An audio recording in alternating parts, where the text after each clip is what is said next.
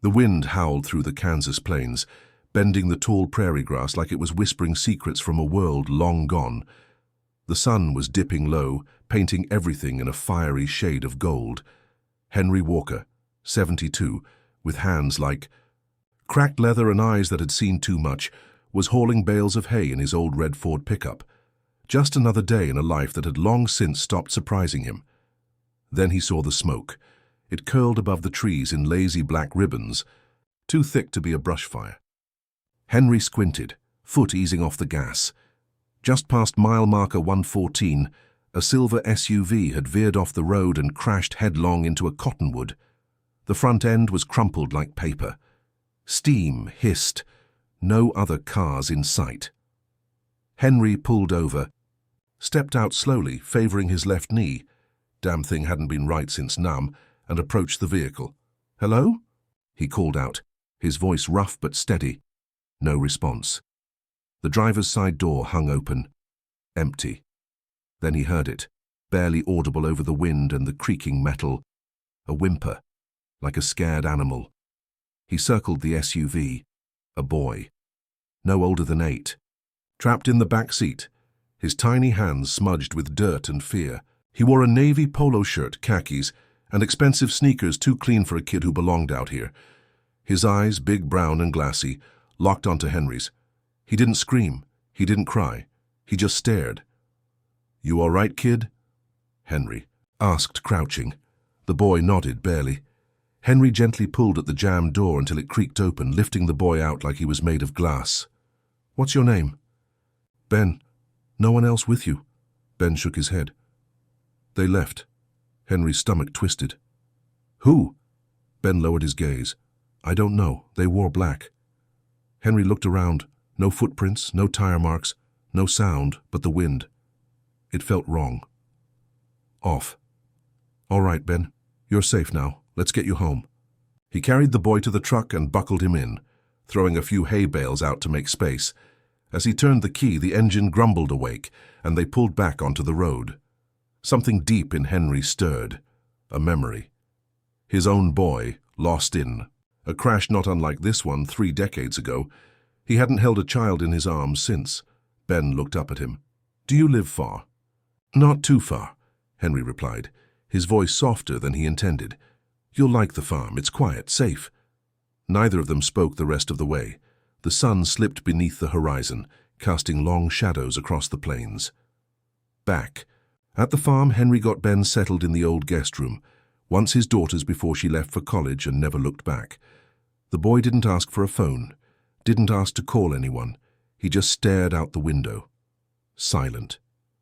And that silence spoke volumes. That night, Henry sat at the kitchen table, an untouched cup of coffee going cold in front of him. His hands were trembling, not from age, but from something else. Instinct, dread, a gut feeling carved from decades of surviving things most men wouldn't talk about. This wasn't just a car accident, and that boy wasn't just lost. Hit subscribe. And leave a comment with where you're watching from. This story might just spark a new beginning. What's one thing that always pushes you forward, even when things get tough? The morning sun crept over the barn, casting long amber shadows across the dewy fields. Roosters crowed like they owned the land. Life on the Walker farm had a rhythm, steady, predictable. But today, something felt different. Henry Walker stood by the kitchen window watching the boy, Ben, walk slowly across the dirt path near the chicken coop. His steps were careful, like someone afraid the ground might vanish beneath him. Henry took a sip of black coffee, the kind that burned a little going down and narrowed his eyes. He hadn't had a child under his roof in over 30 years, not since. He shook the memory off, like a fly on his shoulder.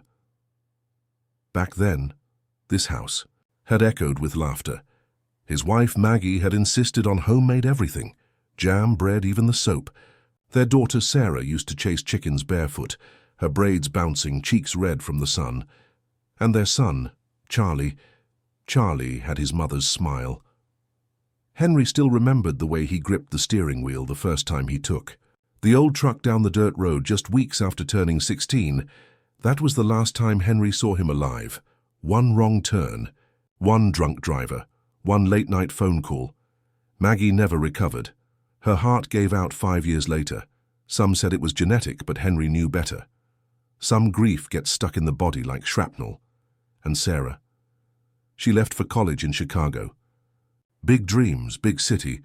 They'd fought just before she left, about money, about life, about how cold he'd become. She hadn't spoken to him in years. Now it was just Henry. And silence. Until Ben. Ben sat quietly at breakfast, legs dangling off the chair, picking at scrambled eggs. His manners were flawless, too flawless for a regular kid. "You always this quiet?" Henry asked. Ben gave a half shrug. "Talking gets you noticed." Henry paused, fork halfway to his mouth.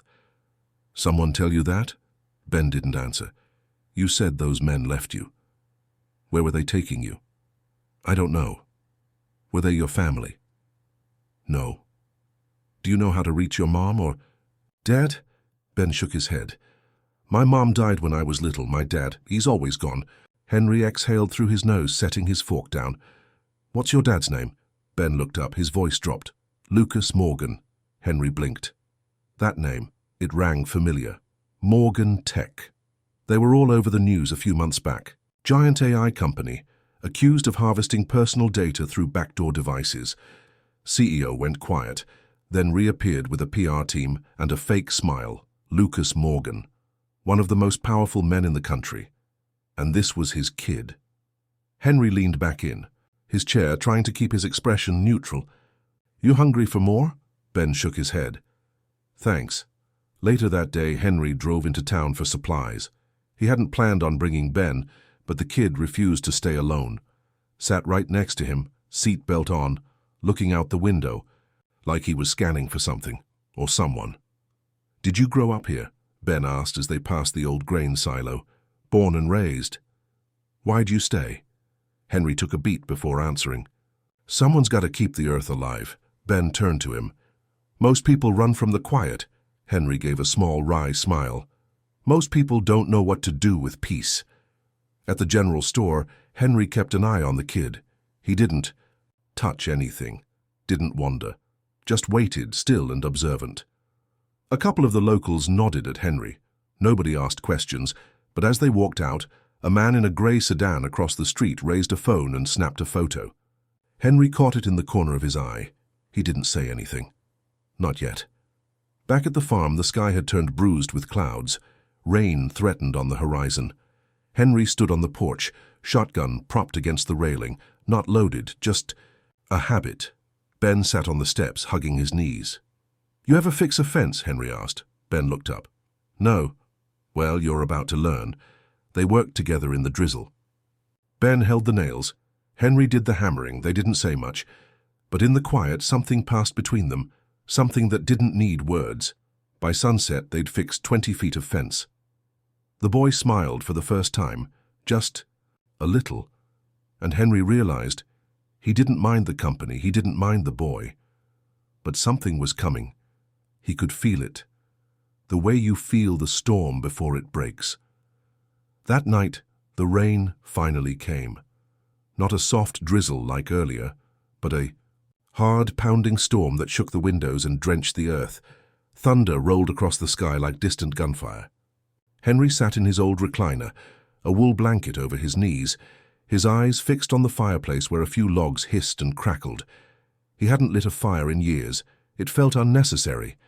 But tonight, with a child asleep in the next room, the house felt different, warmer, but heavier. Ben had fallen asleep quickly, curled up under a handmade quilt Sarah had sewn when she was 9. The same one she'd insisted on keeping on her bed, even in summer. Now it kept another child warm. Henry couldn't sleep, not with everything Ben had said or hadn't said. There were too many blanks, too many silences. So he did what any old farmer does when something doesn't sit right. He got up and checked the locks, and twice. The next morning broke clean and quiet, like the storm had never happened. Birds sang. The air smelled of wet soil and pine. Ben stood by the barn, watching a pair of barn cats wrestle in the grass. "You sleep okay?" Henry asked, coming up behind him. Ben nodded. "I dreamed about my mum." Henry hesitated. "What was she like?" "She used to sing me to sleep," Ben said, voice barely above a whisper. She wore a green scarf and her hands were always cold. A long pause. Do you miss her?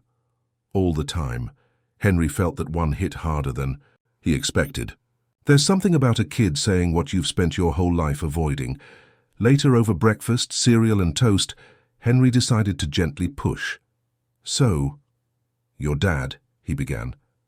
Lucas Morgan. That your real dad? Ben nodded, chewing slowly. You see him much? Ben shook his head. I live with nannies. They change a lot. Henry frowned. Did he ever hurt you? Ben looked up quickly. No, he just doesn't really know me. I think I was a mistake. Henry set down his coffee. Don't say that. It's okay. I'm used to it. The boy said it like someone reciting facts, like weather, like distance. Henry's jaw tightened. No kid's a mistake. Ben stared at him, searching for something. When he didn't find it, he just looked away again. Around midday, Henry went to the workshop to dig out an old CB radio. He didn't trust cell phones anymore, not when strange cars were showing up near his property and some CEO's kid had landed in his lap. He tuned in, scanned the static. Then, paused, a voice barely audible came through. Last confirmed location. Highway 27, initiate sweep pattern eastbound. Henry's blood turned cold. That was near the crash site. He turned the volume down, thinking fast. If someone was tracking the boy, they'd be close, and probably watching him now. He stepped outside and scanned the horizon. The field stretched wide and empty, but Henry knew better. Wide open didn't mean unwatched. That night, Ben approached. Him on the porch. The stars were bright, too many to count. The kind of sky you only get in places where people forget to look up. Can I ask you something? Ben said, voice soft. Sure. Do you think people can change? Henry looked at him. You mean like become better? Yeah, even if they've done bad things. Henry stared at the stars for a long moment. I think it's hard, but yeah, I do if they want to. Ben sat beside him, swinging his legs. I think my dad's trying, he said, but I don't think he knows how. Henry didn't answer. Right away. Trying counts for something, he finally said. Sometimes it's the only thing that does. Ben went to bed early. Henry stayed up again. He pulled out an old laptop, dusted it off, and typed Lucas Morgan into the search bar. The headlines hit like a hammer. Morgan Tech accused of data harvesting. Senators call for full investigation. Into Morgan AI division. Where is Lucas Morgan? Tech CEO cancels public appearances. Then one headline stood out. Breaking. Lucas Morgan's son. Missing after security breach. A photo beneath it. Ben. Clean suit, tight smile, standing. Next to his father at a charity event. Same boy. No doubt. And the date? 3 days ago. Henry leaned back in his chair, heart pounding. He wasn't just hiding a lost kid. He was hiding a target. It started with the crows. They came at sunrise, loud and restless, circling the north end of the property, like something had stirred them. Henry watched them from the porch, boots unlaced, mug in hand. The air was thick with that electric tension farmers know, storm or something worse. Ben was still asleep, curled up with the quilt bunched under his chin. He'd finally relaxed enough to snore, softly, like he trusted the roof above him now. But Henry's instincts were wide awake. He hadn't survived 3 tours overseas by ignoring gut feelings. Something was off. By mid-morning, Henry was walking the edge of the property, where his pasture met the old pine brake. He did it out of habit, checking fence posts, making sure no coyotes had dug under. But today he noticed something new. Boot prints. Fresh ones, not his. Too wide for Ben. He crouched and touched the damp earth. 2 sets. One light, one heavy. Recent, less than a few hours old. He stood slowly, scanning the tree line. The morning. Sun was bright behind the trees, and for just a second he caught it. A shimmer of glass. Binoculars. A scope. He didn't wait to find out. He turned and walked back to the house fast, but steady. Never let him see you run. Inside, he locked the door behind him and moved to the bedroom. From the back of the closet behind an old cedar chest, he pulled out the safe. It took him 3 tries to remember the combination. Maggie's birthday, the day Charlie was born, and the year he left the service. Inside was a 1911 pistol, 2 magazines, and a small revolver. He hadn't needed a gun in a long time. But today wasn't a normal day. Ben woke up just as Henry was loading the pistol. "At the kitchen table, are we leaving?" he asked, rubbing his eyes. "No, kid," Henry said without looking up. "But someone might be coming." Ben's eyes widened. "You think they found me?" Henry nodded. "They're looking, and I think they're close." Ben didn't cry. He didn't panic. He just stood there, hands at his sides. "Can I help?" Henry looked at him for a long moment. "You ever use a walkie?" Ben nodded. "We had them at the lake house. My bodyguard taught me." Henry handed him one. "You hear anything strange, you press this and talk. Don't leave the house unless I say, got it?" Ben nodded again. "Got it." That afternoon, Henry stayed close to the house. The storm from the other night had left puddles in the dirt road, and tire tracks appeared where they shouldn't have been, deep ones, like someone had parked for a while. He checked the security cameras, old, grainy, barely working. Nothing showed, but that didn't mean they weren't there. Just after sundown, the dogs started barking. Henry stepped onto the porch with the pistol in his belt and the shotgun slung over one shoulder. "Who's out there?" he called into. "The wind?" No answer, but from the field just past the tree line something moved. A dark figure, then another. Henry raised the shotgun, heart steady. "Don't come any closer," he warned. Silence. Then retreat. Whoever it was, they backed off, quiet, fast, practiced. Henry didn't like that. Inside, he bolted the door and pulled the blackout curtains. Ben was at the table, a bowl of soup untouched. They were here, weren't they? Henry nodded. "Yeah, but not for long." "Will they come back?" "Most likely." Ben lowered his eyes. "I shouldn't have run." Henry sat across from him. "You did the right thing. Whatever they were doing to you, wherever they were taking. That's not on you." Ben's hands were shaking. He pressed them to the table to steady them. They had a place, cold floors, no windows. One woman kept asking me about passwords, about access points. I didn't know what she meant. Henry leaned forward. "Did you give them anything?" "No, I didn't know what they wanted." Henry's jaw clenched. "They think you're the key to something." Ben looked up. "Then why not just call my dad?" Henry didn't answer, because deep down he was wondering the same thing, unless whoever took Ben wasn't after ransom, unless it wasn't just about money. Later that night, as the wind picked up and the moon disappeared behind clouds, Henry stood watch at the front window, and in the distance, far beyond the pasture, headlights blinked once, then again, like a signal. The knock came at 8:17 a.m. sharp, measured, not the kind a neighbor gives. Henry was already at the door when it hit. He'd been up since before sunrise, cleaning his shotgun, checking the fuel on the generator, making sure Ben was safe in the cellar. He told the boy it was a storm drill, and Ben played along like he understood, because maybe he did. Henry peered through the curtain. 3 men stood on his porch, black suits, black sunglasses, no badges, no smiles, the kind of men who didn't. "Say please." Henry opened the door just a crack, shotgun still out of sight. "Morning," he said flat. The one in front spoke first. Mid-40s, clean-shaven, military posture. "Mr. Henry Walker?" "Depends on who's asking." "We're with the Department of Child Protection Services," the man lied, smooth as silk. "There's a missing child believed to be in the area, may have been involved in an automobile accident nearby." "You don't look like social workers." "We're from a special branch. We work closely with national security when necessary. That was the first red flag. You got ID?" The man flashed something fast, too fast to read. Henry didn't blink. "Try again, slower this time." The man hesitated, then pulled the wallet out again, held it steady, too clean. No agency name, no photo. Just a seal that looked official if you didn't know what to look for. Henry knew. "I haven't seen any kid," he said, voice firm. "Just me and the chickens out here." One of the men behind him shifted slightly, like he was getting bored. "Already." The lead agent smiled thinly. "May we take a look around?"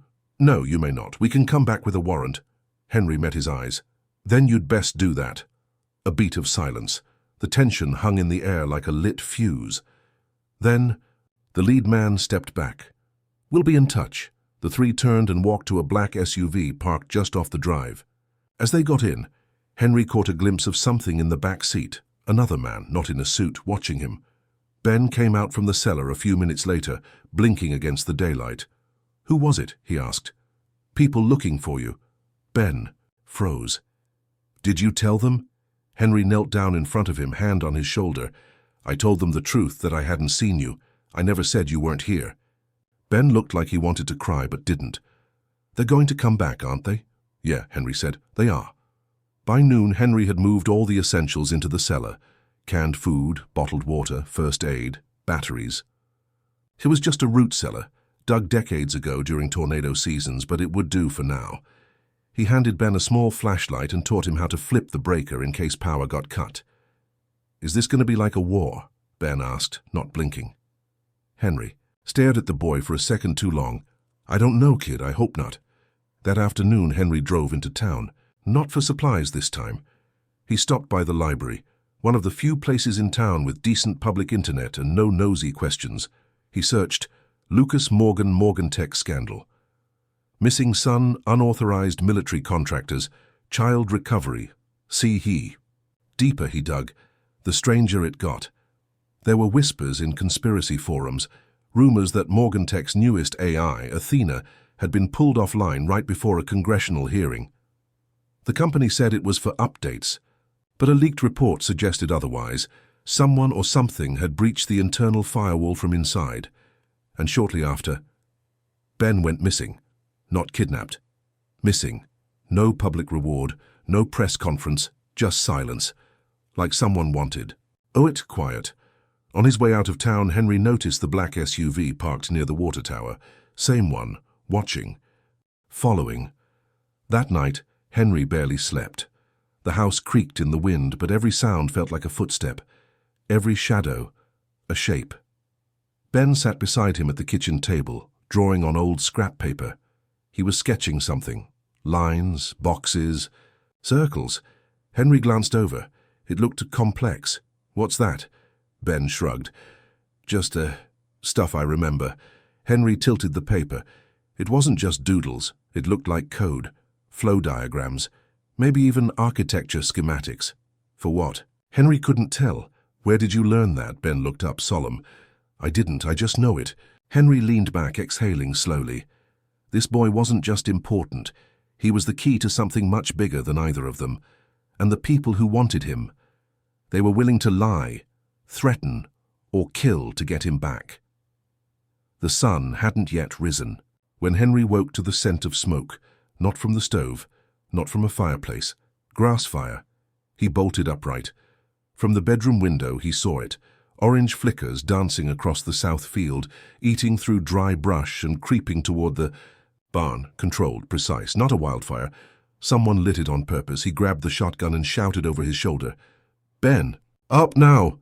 The boy appeared in the hallway barefoot, rubbing his eyes. "What's happening? Get your boots on, down to the cellar.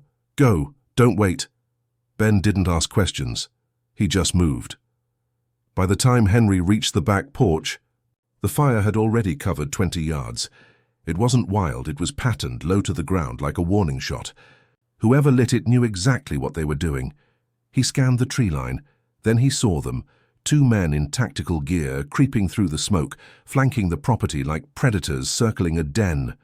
Not government, not cops. These were contractors. Black. Ops, private. Expensive and ruthless. Henry ducked behind the water trough, heart pounding. He hadn't felt this alive in years. He cocked the shotgun and waited. The first man came around the barn slow, rifle up, eyes sweeping the path to the house. Henry stepped out from cover and fired once. The buckshot clipped the man's shoulder, spinning him to the ground. Henry was already moving back toward the house, staying low. He heard the second man yelling into a comms unit, probably calling for backup. This wasn't just an extraction, this was a test. To see what Henry would do. To see if Ben was really here. Inside the house, Henry dropped the shotgun and picked up the revolver. Quicker to reload, easier to move with. Hit the cellar door. "Ben?" "I'm here," came the muffled voice. "Lock it. Stay quiet." No matter what happens, don't open that door unless it's me. A pause. Then, okay. Back outside, the fire was burning hotter now, but it hadn't reached the structures yet. Henry sprinted to the side of the barn, taking cover behind the tractor. The second man was on the move. Henry waited until the shadow moved past the far haystack. Then he stepped out, gun raised. Drop it. The man froze, rifle half lowered. He turned slowly. Hands up, expression unreadable beneath dark glasses. You don't want to do this, old man, he said coolly. You lit my damn field. We're not here to hurt you. We're here for the boy. Henry's finger tightened. Then we got a problem. The man raised one hand to his earpiece, about to say something. Henry fired first. The bullet caught him in the thigh, dropping him hard. You'll live, Henry muttered, stepping over him. But I hope it hurts like hell. By the time the sheriff arrived after Henry's emergency call, the fire had burned itself halfway out. Henry stood with a hose, soaking the edges to keep it from spreading. Two figures in black were zip-tied and bleeding by the barn wall. Jesus, Henry. Sheriff Murdoch muttered, taking it all in. You starting a war? Just putting one out? They say anything? Just enough to confirm they're not supposed to be here. Murdoch knelt by one of the men. These fellas got no ID. No plates on the truck they ditched in the ditch. No nothing. Henry stayed silent. You got any idea who they were after? Henry looked toward the house. No idea at all. The lie came easier than expected. When the sheriff left, Henry went back inside and opened the cellar. Ben looked up at him, eyes wide. You okay? Henry asked. The boy nodded. What happened? Let's just say they knocked on the wrong door. Ben didn't smile, but his lip trembled. Henry crouched beside him. They'll be back. Next time in more numbers, with more noise. Should we run? Henry thought about it. He thought about the fields, the memories buried in this dirt, the family photos on the mantel, and he thought about the fire, the lies, the way those men walked in like they owned the place. No, Henry said, we don't run. Then what do? We make a plan. That night, while Ben slept upstairs for the first time since the fire, Henry sat alone at the kitchen table. He laid out a map of the property, marked blind spots, line of sight, access points, and then he did something he hadn't done in years. He picked up the old satellite phone from the pantry, scrolled down, stopped at a name labeled simply Mac, red flag only. He hit dial. After 3 rings, a voice answered, low, gruff, familiar. Henry, it's red flag. Hell, I've got a situation, a boy, tech people, quiet mercs with military-grade gear, intel-level silence, I need help. There was a long pause. Then, I'll be there in 18 hours. Henry exhaled long and slow. Bring everything. The next day, Henry was on edge. The men in black had been dealt with for now, but he knew better than to assume they wouldn't be back with more backup. In fact, he was expecting it. The sound of a vehicle engine approaching cut through the quiet. Henry stepped out onto the porch, his hand automatically reaching for the revolver at his waist. But when he saw the rugged black SUV bouncing down the dirt road toward him, he didn't flinch. The door opened before it even came to a full stop. Got your message, Mac's voice rang out as he stepped out, tall and broad-shouldered, with a military haircut and an aura that said, I've seen worse than this. Mac was an old friend, a fellow vet, and someone Henry had once relied on when things got hairy back overseas. These days, he ran a security firm that dealt with sensitive situations, and while Henry was trying to live a quiet life on the farm, he knew that Mac was the kind of guy you called when the shit hit the fan. I wasn't expecting you so soon, Henry said, wiping his hands on his jeans. Mac gave him a sharp look. You think I'd leave you hanging? This is the real deal, right? Henry didn't answer immediately. Instead, he glanced back at the barn, where the 2 contractors were still tied up. The sheriff had let them go, claiming he couldn't hold them without solid evidence. It was an old game, one Henry had seen too many times, but he trusted Mac to take the next steps. Yeah, Henry said finally. This is real. Mac's eyes narrowed as he followed Henry's gaze to the barn. He took a step closer and crouched down to inspect the mercenaries. These guys, they didn't come from a corporate office.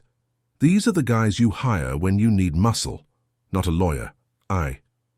So no, Henry said, they're part of something bigger, Whatever they're after, it's got nothing to do with the farm. Then let's talk about the boy. Inside the house, Henry and Mac sat at the kitchen table, a pot of coffee between them. The sunlight from the windows didn't seem to break through the tension in the room. "Kid's upstairs," Henry said. "He's been through a lot already. They're after him for something. He doesn't know what, but they're hunting him." Mac leaned back in his chair, fingers tapping on the table. "So what exactly does he know? I mean, kids don't end up on the radar for nothing."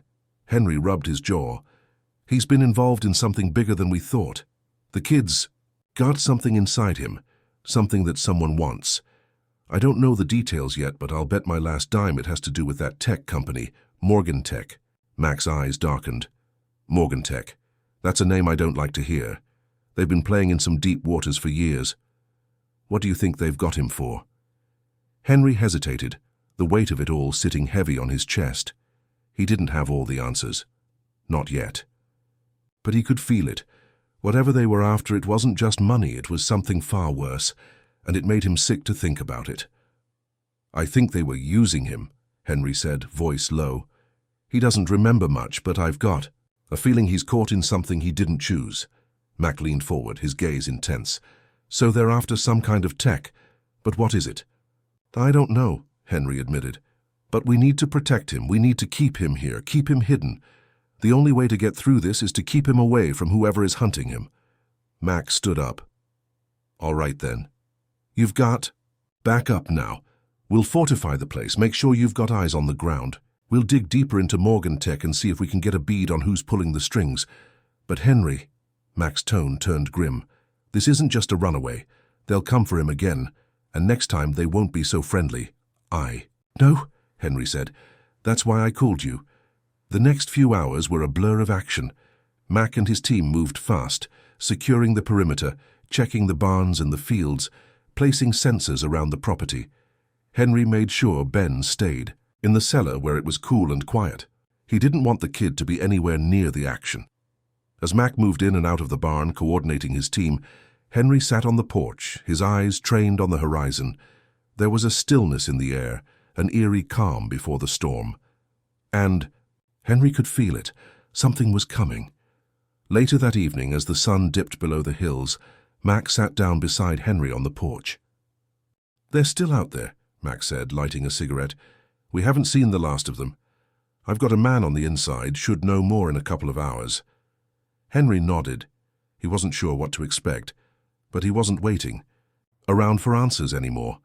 He was going to make sure Ben was safe no matter what. Just as Henry was about to speak, a figure appeared at the end of the dirt road. It wasn't a car. It was a convoy.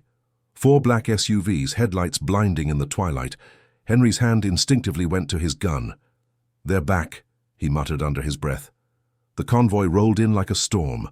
4 black SUVs, all equipped with tinted windows, and no distinguishing marks.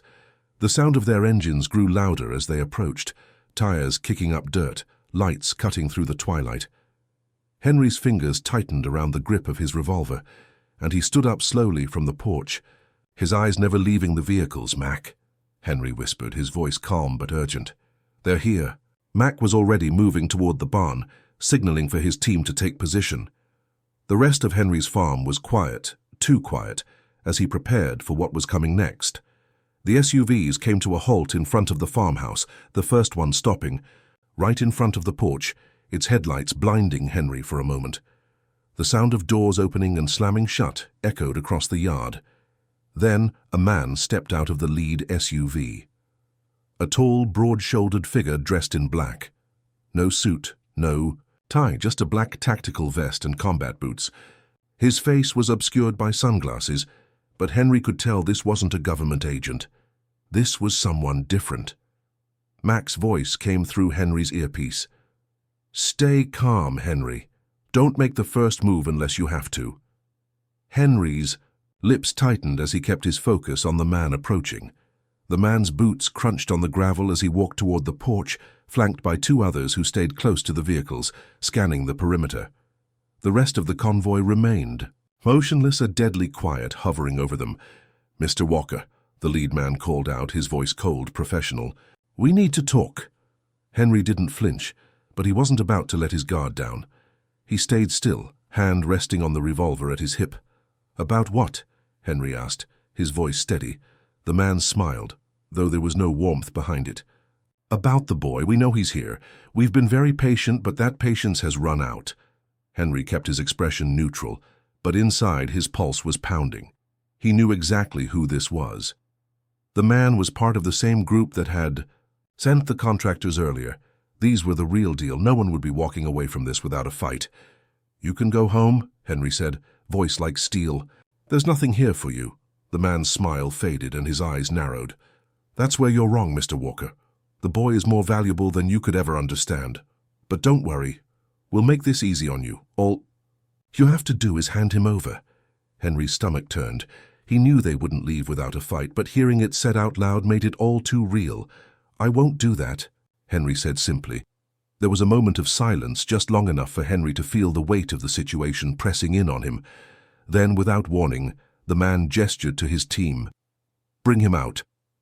One of the men from the SUVs moved forward, a tall, muscular figure carrying a bag, one that looked like it belonged in a military operation, heavy and full of tools. Henry's heart skipped a beat. They weren't asking for Ben. They were planning to take him by force. Ben had been inside the house the entire time, listening to the sounds of the convoy approaching. He'd stayed quiet, staying out of sight, as Henry had told him to. But now he couldn't sit still any longer. He had to know what was happening.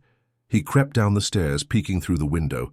That's when he saw them, dozens of men, armed to the teeth, walking toward the house with their leader at the front. And they weren't just here for a conversation. Ben felt his stomach twist in fear. He knew this was no ordinary threat. These men weren't just after him. They were after everything. Henry had never been good at negotiating with people like this. He knew how to handle trouble when it came, but these weren't the usual farm disputes or drunken brawls. These men weren't here for a deal. They were here to take what they wanted, no matter the cost. But Henry wasn't going down without a fight. He shifted his weight and reached for his earpiece, signaling to Mac. "Get ready," Henry said, voice low. "We need backup." "Understood," Mac replied. "I've got eyes on. Stay sharp." The leader of the convoy took one last step forward, his voice cold and commanding. "Mr. Walker, don't make this harder than it has to be. The boy is coming with us. You can either help us or we'll take him by force." Henry's hand tightened around the grip of his revolver, but he didn't draw it yet. "Not gonna happen," Henry said, his voice unwavering. "You're gonna leave my property now, or I'll make sure you never get near that kid again." The leader raised an eyebrow. "Big words for an old man. You're running out of time." Before Henry could respond, there was a sudden burst of movement. Mac's team had flanked the convoy, moving quickly and silently through the trees. Henry heard the soft click of guns being readied, the low hum of tension in the air. Then, without warning, the first shots rang out. The first shots rang out like thunder, shaking the earth beneath Henry's feet. He didn't have time to think, just react. The moment the gunfire broke the tense silence, he dove behind the porch pillar, his heart hammering in his chest. The convoy's men were quick, opening fire from the SUVs, aiming for cover and trying to surround the farm. Mac's team responded immediately, firing back from the trees in the barn. The sharp crack of rifle shots piercing the air. Henry's hands were already moving, pulling his revolver free, though his mind was racing. This wasn't a fight for survival anymore. This was a battle to keep Ben alive. From the window upstairs, Ben heard the chaos, the sound of gunfire, the screams of men. He couldn't stay hidden anymore. He couldn't just listen. He had to know what was happening. Racing to the front of the house, Ben peeked through the blinds. His eyes widened in shock. Outside, it was a battlefield. Men in black tactical gear were ducking behind their SUVs, guns drawn. They were firing toward the barn and the trees. Mac's team was out there too, taking cover, returning fire. But Henry was standing at the porch, holding his revolver, his body low but his stance firm. Like a man who had been through hell before and came out the other side. "Ben, get back!" Henry's voice rang out, sharp and commanding, cutting through the chaos. But Ben couldn't move. His legs felt frozen.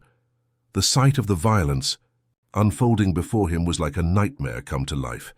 That was when he saw it. One of the mercenaries was moving toward the porch, sneaking up behind Henry, closing the distance with swift, dangerous steps. "No!" Ben whispered, panicked. He grabbed for something, anything that could help. A broomstick from the corner of the living room. It wasn't much, but it was all he had. Outside, Henry could feel the weight of the situation bearing down on him. He had no choice now but to fight. No running, no hiding. Every step he took could be his last, but every decision was for Ben. He fired again, hitting one of the attackers square in the chest, dropping him instantly. But there were more, too. Many. They were closing in from all sides.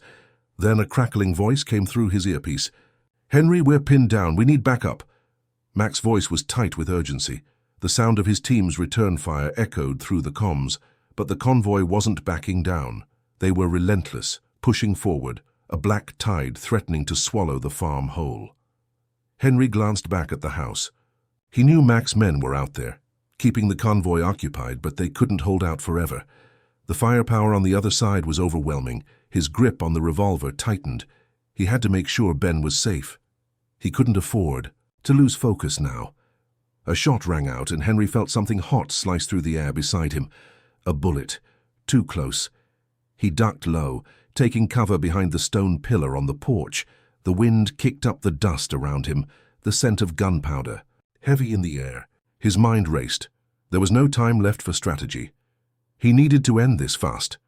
He glanced around, spotting the barn door slightly ajar. It was the perfect opportunity. If he could draw the attention to the barn, maybe Mac's team could flank them. He made his move.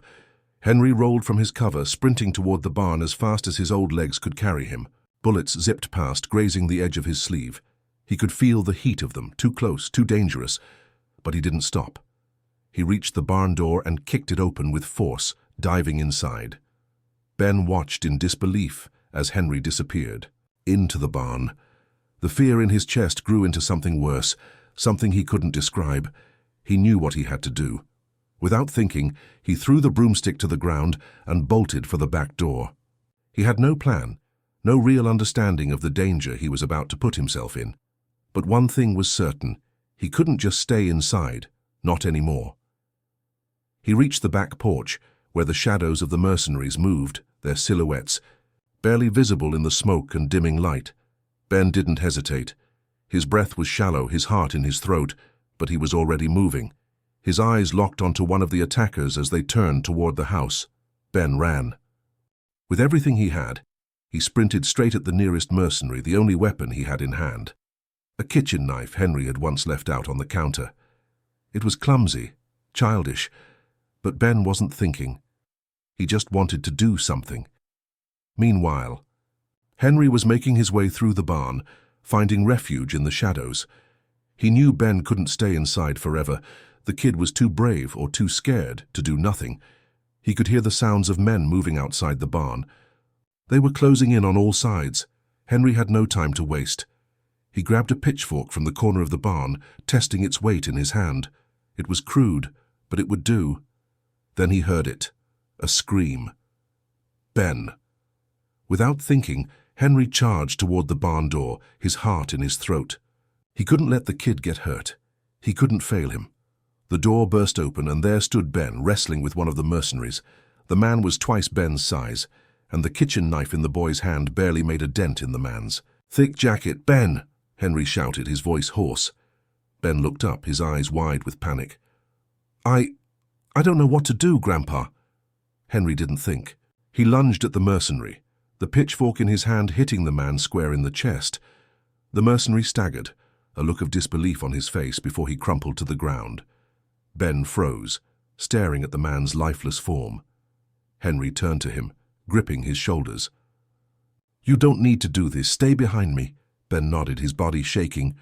I was just trying to help." Henry didn't say anything. He didn't need to. They were in this together now. The sound of gunfire still echoed in Henry's ears, but there was no time to savor the victory. The mercenary he had dropped with the pitchfork was just one of many. The convoy hadn't been stopped. They were coming for more, coming for Ben. And Henry couldn't allow that. He grabbed Ben's arm, pulling him behind the barn as quickly as he could. The night was thick with smoke and tension, the smell of burning gunpowder mixing with the earthy scent of hay and wood. "Stay low, stay close," Henry ordered. his voice steady but urgent. He glanced over his shoulder, his instincts honed over a lifetime of farming and surviving taking over. "We don't have long before they regroup," Ben nodded, but the fear in his eyes was unmistakable. He wasn't a fighter. He wasn't prepared for this. Henry had no choice. He was going to have to be both the protector and the warrior tonight. As they crouched low against the side of the barn, Henry tried to think. He could hear the sound of boots crunching the gravel outside the barn, but he couldn't see exactly where the remaining mercenaries were. The convoy had been large, too large to deal with head-on. He had to find a way to even the odds. "And fast." "Mac," Henry murmured, speaking into his earpiece. "How's it looking out there?" A crackling sound came through, then Mac's voice, grim. "We're holding them off, but it's only a matter of time before they push us out. I've got a few men still up, but they're better armed and they're moving fast." "Stay put," Henry replied. "We'll be on the move soon. I'm going to lure them to the north side. They won't expect it." "Roger that," Mac said. "Be careful, Henry." Henry slowly turned to Ben, who was staring at the ground, his fists clenched in nervous frustration. "You did good, kid," Henry said, his voice softening. "You didn't back down." Ben looked up, his face pale. "But I don't know what I'm doing. I'm just getting in the way." Henry shook his head. "You're not in the way. You're not alone in this. I need you to trust me, all right? We're going to get through this." Ben swallowed hard. I don't know how much longer we can hold them off, Grandpa." Henry gave him a firm look. "We'll do what we have to. We'll fight. But we're not just fighting for us. We're fighting for everyone else they've hurt." Ben nodded, his resolve hardening a little. "All right." Henry patted him on the shoulder. "Good. Now, you stick close to me, and don't make a sound, unless I say." They moved silently toward the north side of the barn, where Henry had a plan to draw the remaining mercenaries away from the main house. He knew they wouldn't expect him to go on the offensive, but that's exactly what he had to do. They reached the back of the barn, and Henry motioned for Ben to stay behind a stack of, "Hey, bales!" "Stay here," Henry whispered. "I'm going to distract them." Ben nodded silently, his face set. Henry's eyes lingered on him for a brief moment, before he sprinted toward the far side of the barn. On the north side of the farm, the convoy's remaining men were cautiously scanning the area, unaware of Henry's plan. They were expecting another assault from the trees or the barn, but Henry knew they were most vulnerable on the open field. He had rigged the old tractor with a few canisters of diesel fuel years ago, just in case. It was an old trick, one used by farmers to protect themselves from trespassers. Henry knew this farm like the back of his hand, and he was counting on the element of surprise. He crawled under the tractor, quickly igniting the fuse he had set earlier. The tractor's engine roared to life, and with it the smoke and fire shot upward in a dramatic explosion, causing a massive distraction. The convoy mercenaries scattered, some diving for cover behind their vehicles, others scrambling for their weapons. In the chaos, Henry grabbed Ben's arm and yanked him out from behind the hay bales. "Now, Ben, go!" Henry shouted. Ben hesitated for a fraction of a second, his eyes wide with fear. But then he took off running, staying low to the ground as Henry covered his escape, firing a few shots into the chaos. The remaining mercenaries were disoriented, but they quickly recovered, and Henry knew they wouldn't let them get far. They reached the tree line, Henry motioning for Ben to duck behind a thick oak tree. He glanced over his shoulder to see the convoy regrouping, their leader barking orders. Then a terrifying realization hit Henry. The mercenaries were forming a perimeter, surrounding the entire farm. It wasn't just about the boy anymore. They were hunting him too, and they had information they weren't sharing. Henry's mind raced. Why had they been so persistent? Why send such a large team after a kid and an old man before he could dwell? "Too much on it."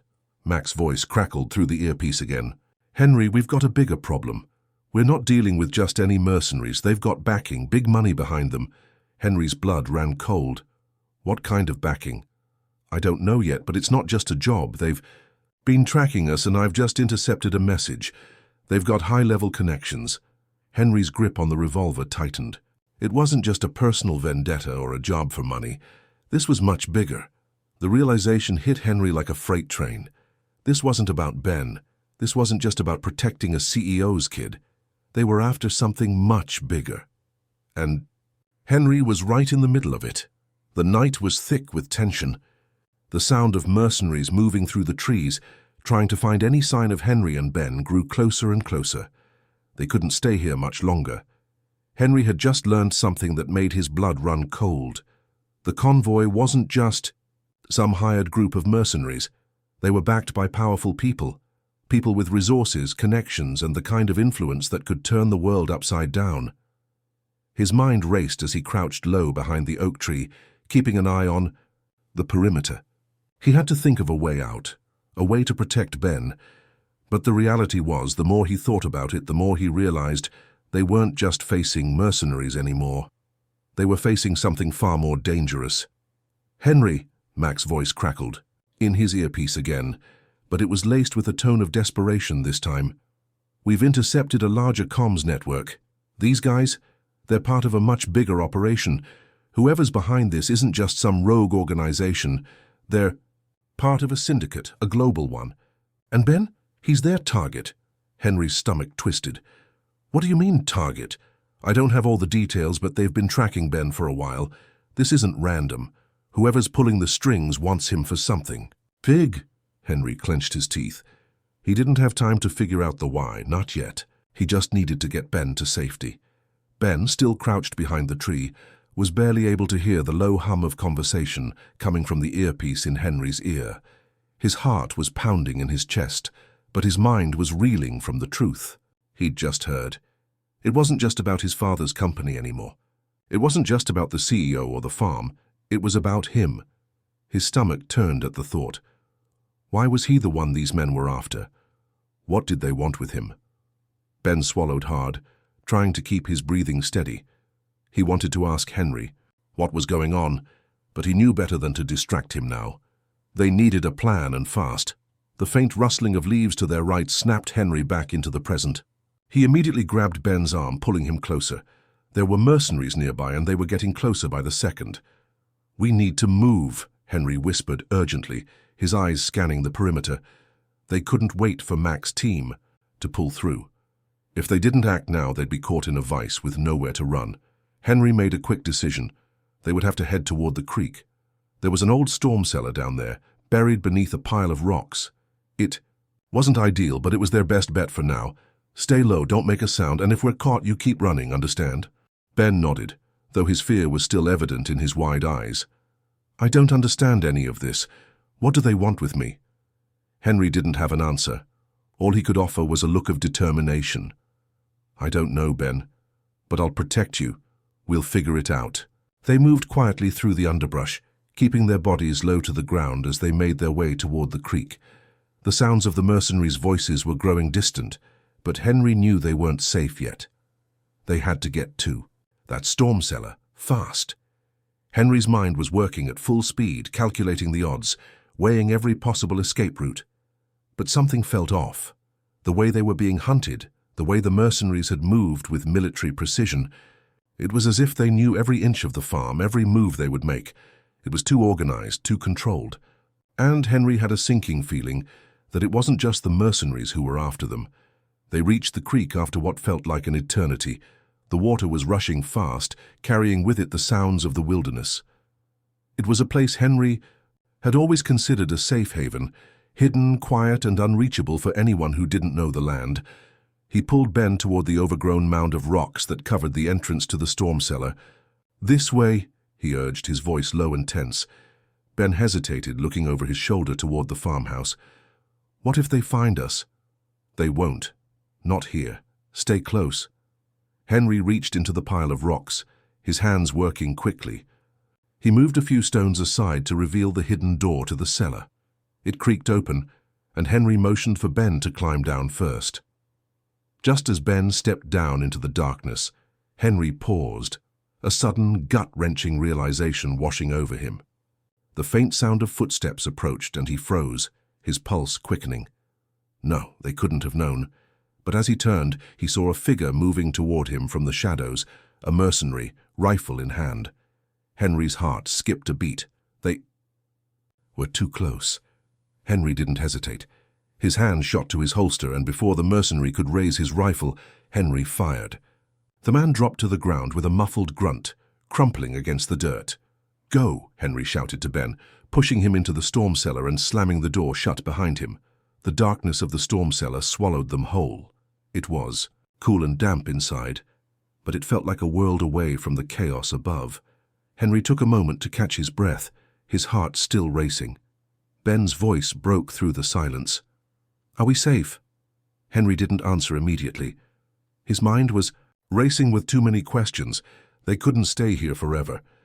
He needed to figure out who was pulling the strings behind the attack, but for now all he could do was keep Ben safe. "Yes, we're safe," Henry lied, though he wasn't sure how much longer that would be true. The silence stretched on. The sound of heavy breathing filled the dark storm cellar as Henry and Ben huddled together, listening to the distant rumble of the mercenaries above. The truth was sinking in. Their fight wasn't over. It had only just begun, and as the storm raged on above them, Henry knew they were about to uncover a far more dangerous secret than either of them had imagined. The storm cellar was silent, save for the distant echoes of footsteps above them. Henry kept his gun in hand, his eyes adjusting to the dark. He sat next to Ben, who was trembling slightly, but the boy was doing his best to stay composed. "Why are they after me, Grandpa?" Ben's voice broke through the stillness, quieter now, but laced with fear. Henry glanced at the boy, taking a deep breath. "I wish I knew, Ben, but right now we need to stay hidden. We can't think about that yet." Ben nodded, but Henry could see the worry in his eyes. He wasn't just scared for himself anymore, he was scared for everyone he loved. The minutes dragged on, stretching into what felt like hours. The only sound in the cellar was the steady drip of water from the ceiling, and the occasional rustle above ground as the mercenaries continued their search. Henry checked his watch. It had been an hour since they'd taken cover. "We need to get out of here," Henry whispered, his voice low. "It's only a matter of time before they find this place." Ben looked up at him, the dim light from Henry's flashlight casting long shadows across his face. "Do you think we can make it out of here? Can we get to the road and call for help?" Henry shook his head. "The roads are too dangerous. They've got the whole area locked down. We'll have to go through the woods to the east. But I'm guessing we're being tracked by more than just mercenaries. Someone's pulling the strings from higher up." Ben swallowed, his throat dry. "You think this is about something bigger? Something more than just us?" Henry hesitated. "I don't know, but I've got a bad feeling they know too much about us, too much about you." Ben's heart raced as he realized the truth in Henry's words. It wasn't just about the farm or his father's business anymore. It was about him, his life, and the danger that was closing in on all of them. "We can't just keep running." "Grandpa," Ben said, his voice steady but filled with determination, "we have to stop them. We have to figure out why they're after me." Henry met Ben's gaze, his eyes hardening. "I agree. But first, we need to get out of here alive." With a grim nod, Henry gestured for Ben to follow him as he slowly pushed open the door to the storm cellar. The sounds of the night outside were eerily quiet, the air thick with the tension of an impending confrontation. Henry motioned for Ben to stay low as they made their way toward the trees.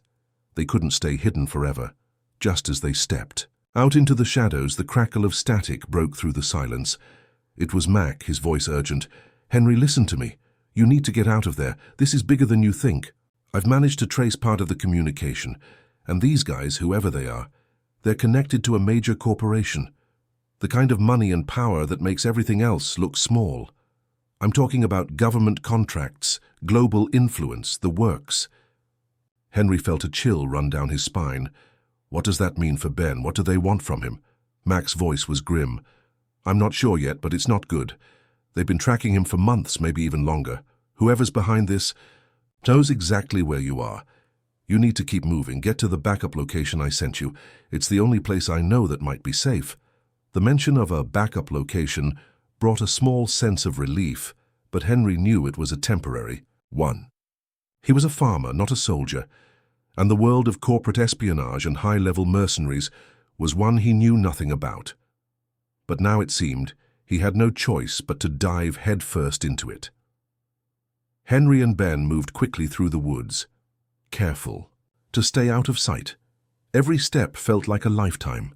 The air was cool, and the sound of rustling leaves was muffled under the weight of their footsteps. Henry's mind was racing with everything he'd learned. The fact that this was tied to some massive corporation made it all the more dangerous. Ben was right beside him, staying quiet, but Henry could feel the tension radiating off him. "Grandpa," Ben asked in a whisper, his voice trembling, "what do we do when we get to this safe place? How do we stop them from coming after us again?" Henry exhaled slowly, his mind working to process the question. "We figure out who's behind all this. We make them realize they can't just take what they want. If we're going to stop this, we need answers. And we need to hit them hard, you hear me?" Ben nodded, though Henry could see the uncertainty still clouding his face. The boy had been thrown into this mess without warning, and now the weight of the world seemed to rest on his shoulders. It took them nearly an hour to make it through the thick woods. The trees shielded them from sight, but the tension was growing. Henry knew they couldn't afford to be careless, not now. They reached a clearing, and Henry stopped. He pulled out his phone, checking for any sign of a signal. "No luck. Stay." "Here?" Henry said quietly to Ben. "I'm going to check the area. We're close." Ben watched him, his face a mix of fear and determination. "Be careful, Grandpa." Henry gave him a quick nod and slipped off into the trees.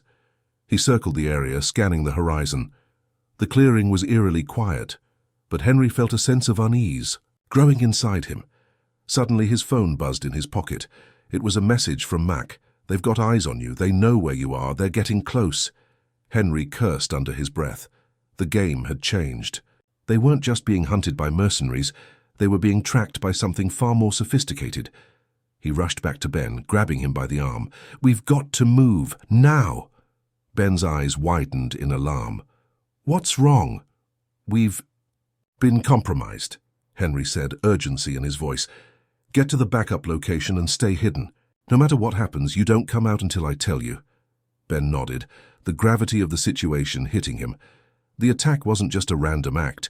It was an orchestrated assault. And now, whoever was behind it was closing in. As they moved deeper into the woods, the sounds of the mercenaries grew louder. It wouldn't be long before they were caught. And Henry knew that finding the answers and stopping these people was going to be harder than he ever imagined. The night felt colder as the two of them trudged through the woods, the distant rumble of the mercenaries' movement still echoing in the air.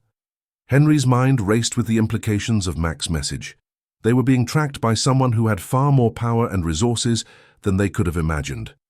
"Stay low and stay quiet," Henry instructed, his voice barely a whisper. He kept his hand on Ben's shoulder, guiding him through the thick underbrush. The path was narrow, barely visible in the dim light. Every rustle in the trees made Henry tense, his senses heightened. They couldn't afford another close call. The weight of their situation was suffocating. Every step felt like it could be their last. But Henry wasn't going to let them get caught, not now. He had protected this land for years, and he wasn't going to let some corporate syndicate tear his world apart. They were getting closer to the backup location Mac had mentioned. It wasn't much, just an old hunting cabin deep in the woods, but it was secluded, and that's what they needed right now. Ben, trailing behind Henry, kept glancing over his shoulder, half expecting the sound of approaching footsteps to be followed by the sight of black SUVs swarming through the trees. His mind was still reeling from everything that had happened, the attack on the farm, the mercenaries, and the truth that Henry had just revealed. They were after him, not just for his father's business, but for something else entirely. But what was it? What could Ben possibly have that was worth all this trouble? "Grandpa, what did Mac mean by their getting close?" Ben whispered, trying to keep his voice steady. Henry didn't answer immediately. His mind was too occupied with the ever-encroaching threat. After a few moments, he finally spoke, his voice grim. "It means they've been watching us longer than we realized, and they know exactly where we are. We can't stay here long, Ben. We need to move faster." The sound of footsteps behind them was faint, but Henry's sharp ears caught it. He turned to Ben, urging him to move even quicker. The last thing they needed was a confrontation in the open. They reached the cabin at last, hidden in the thickest. Part of the forest, just as Mac had said. Henry quickly ushered Ben inside, and the two of them locked the door behind them, hoping that it would offer at least a moment of peace. The cabin was small, with wooden walls that creaked and groaned. In the wind. It wasn't much, but it would have to do for now. Henry moved quickly to the small window and peered out into the dark. The mercenaries couldn't be far behind. He had to make a decision, and soon. "We need to get to the bottom of this," Henry muttered, more to himself than to Ben. Ben sat on the small cot near the wall, his hands clasped tightly together. "But how? How do we stop them?" Henry turned, his brow furrowed with frustration. "I don't know, Ben, but I do know one thing. They want you, and I'll be damned if I let them take you." A silence settled between them as Henry's words hung in the air. Ben's eyes were filled with confusion and fear, but there was something else too, something that had been growing inside him since the moment they'd been attacked. The realization that this wasn't just happening to him. It was happening. To Henry as well. And no matter how dangerous things became, Ben knew he had to help. "We can't keep running," Ben said quietly, his voice determined. "We need to find out why they're after me. I can't just hide forever." Henry's heart softened at the boy's courage. "I don't want you to have to face this, Ben. But you're right. We need answers." Just as Henry was about to speak, again the sound of engines revving in the distance caught his attention. No, they couldn't have found them already. Henry turned to Ben, his voice urgent. "Stay down, don't make a sound." He made his way to the window again, peering through the slats of the wooden blinds. The low hum of black SUVs could be heard approaching, their headlights cutting through the darkness like wolves hunting their prey. Henry's heart raced. It was time for them to leave the cabin, but where could they go next? Before he could make a decision, his phone buzzed again. It was Mac. "Henry, they're getting closer. We can't afford to wait any longer. I've found out more about the people after you. They're connected to Titan Industries." Henry's stomach dropped. He'd heard of Titan Industries, the biggest corporate player in the tech world. But what did they want with Ben? Mac continued, "Titan has been in the business of cutting-edge biotech for years, but recently they've been expanding into more controversial territory. Their goal is something called Project Vanguard." Henry's pulse quickened. "Project Vanguard? What's that?" "It's a high-level experimental initiative that's been under wraps for a while. Rumor has it they're trying to develop a new kind of gene therapy, and Ben, he's the key." Ben looked up at Henry, his confusion deepening. "What does that mean? How am I the key?" Henry clenched his jaw. He didn't have all the answers, but now he knew for sure that they were dealing with something far bigger than they'd imagined. "They want your genetic material, Ben. They want to harvest whatever they can from you to fuel this project. That's why they've been after you." Ben's eyes widened in shock. "You mean they want me to be some kind of experiment?" Henry nodded grimly. "That's what it looks like." A loud bang on the door interrupted their conversation. Ben's heart skipped a beat. "They're here," Henry whispered. "Get to the back, now." Ben stood, his mind spinning. As they moved toward the back door, Henry's thoughts were a whirlwind. They were too close to the edge. If they were going to survive this, they needed to outsmart Titan Industries. And fast. But as Henry opened the back door and motioned for Ben to run, he knew that there was no turning back now. The storm was coming, and there was no place left to hide. The sound of heavy footsteps outside the cabin made Henry's blood run cold. They weren't alone anymore. The mercenaries had arrived. "Go," Henry whispered urgently, pushing Ben toward the back door. "Keep running. Don't stop until you reach the creek. I'll cover you." Ben nodded, his face pale but resolute.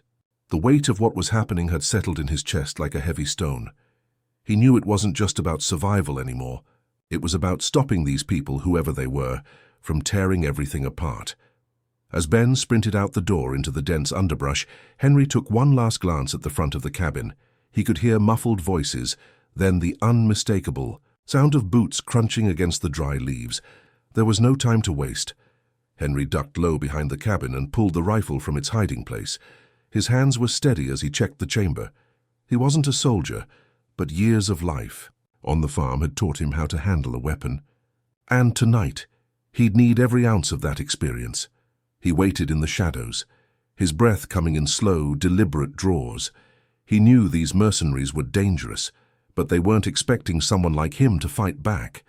And that was an advantage Henry was ready to use. The first of the black SUVs crept into view, its headlights slicing through the night like a predator searching for prey. Henry held his position, watching the men pile out of the vehicles. There were 5 of them, each clad in dark tactical gear. They fanned out, moving swiftly and efficiently, their eyes scanning the area. They know Ben's gone, Henry thought, grimly. But they won't expect me to fight. The mercenaries had been briefed on the mission, no doubt. They knew about the farm, about the storm cellar, and about Henry's skills. But what they didn't know was how far he was willing to go to protect Ben and his land. With a sharp exhale, Henry stepped out of the shadows, his rifle trained on the nearest man. He squeezed the trigger, the shot ringing out loud and clear through the night air. The mercenary crumpled to the ground, his body limp as the others spun toward the sound. The element of surprise was gone.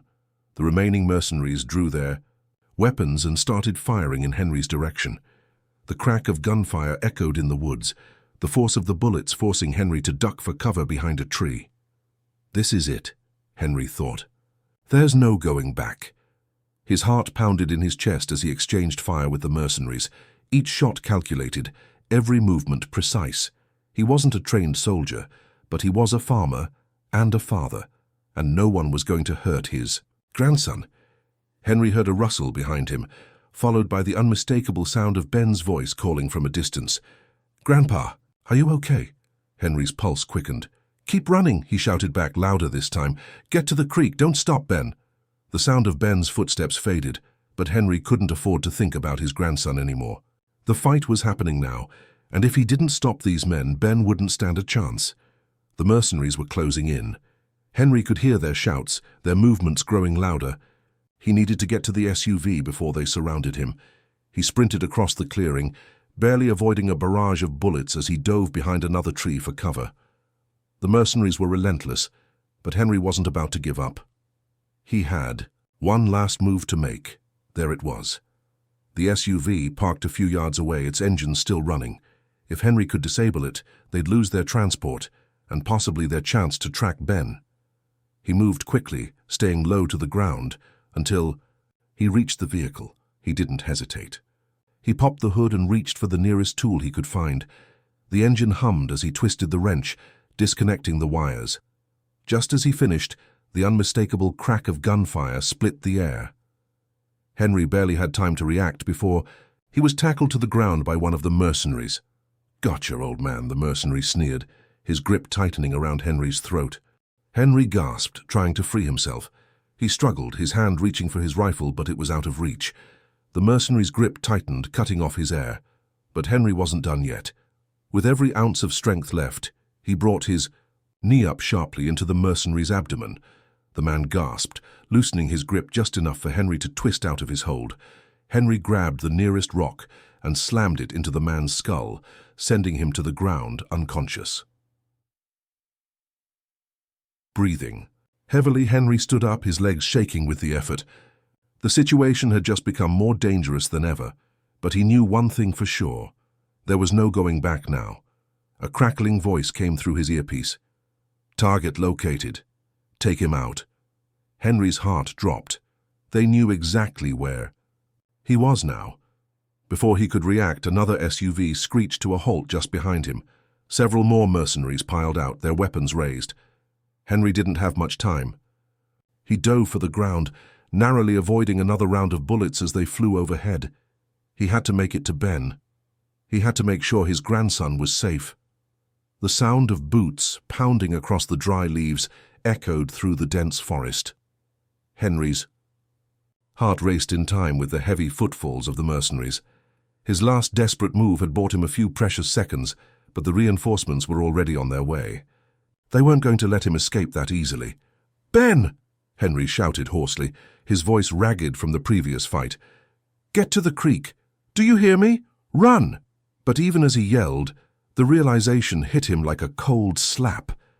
Ben's not out of the woods yet. The mercenaries were after him too, and if they found Ben, there would be no escaping the nightmare they were trapped in. Henry wasn't sure how much longer he could keep running himself. His old body ached from the exertion, and every step felt like it could be his last. But he had no choice. He had to make it to Ben. There was no way in hell he was going to let these people take his grandson. The mercenaries were getting closer now. Henry's mind raced, scanning the environment for any advantage. He saw the creek through the trees ahead, his last chance to catch up with Ben. Taking a deep breath, Henry sprinted toward the water, praying the mercenaries wouldn't catch sight of him before he made it to the creek. A loud, echoing crack of gunfire rang through the air. Henry's body jerked instinctively, the bullet narrowly missing him as he ducked behind a large boulder. His hands were shaking with adrenaline, but he didn't stop. He couldn't. His ears rang as the sounds of pursuit grew louder. The mercenaries were closing in fast. Henry's eyes darted around, and that's when he saw it, the old bridge, the one that connected the two sides of the creek.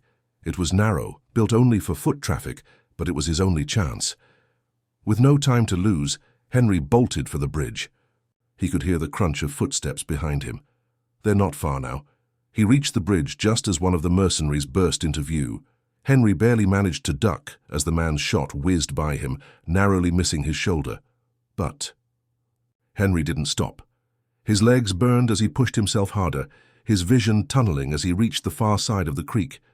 He couldn't stop yet. Not until he found Ben.